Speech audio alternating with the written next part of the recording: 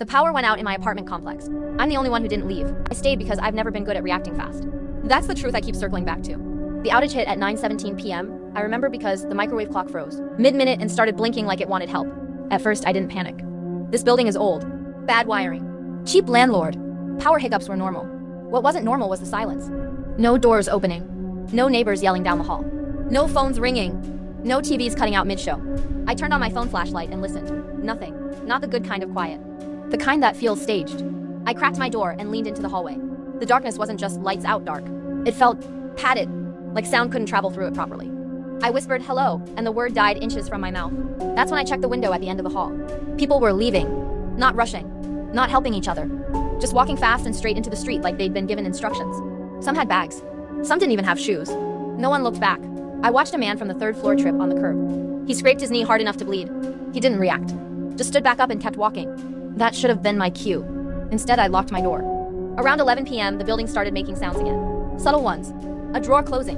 A soft thud like someone setting something down carefully. I checked the ceiling. I'm on the top floor. I told myself it was echoes, pipes, old walls, stress. Then I heard footsteps in the hallway.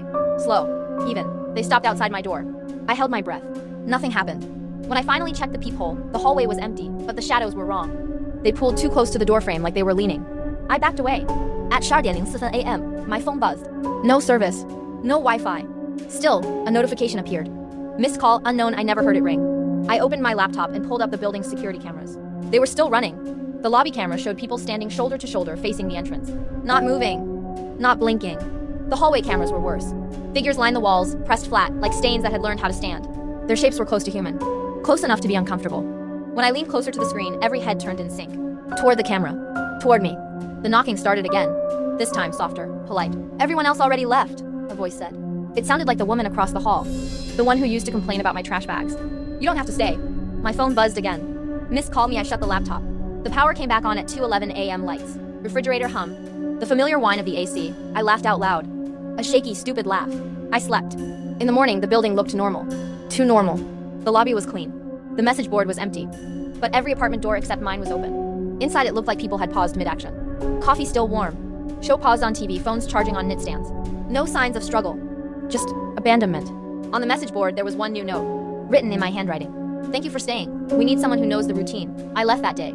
Packed a bag. Drove until my gas light came on. But it followed me. Mirrors lagged. Shadows waited half a second too long. And last night in the motel, the power flickered. Just once. I heard something rearranging the room, carefully, like it remembered how my apartment was supposed to look. If your building ever goes quiet all at once, don't wait to see what happens next. They don't trap you. They convince you to stay.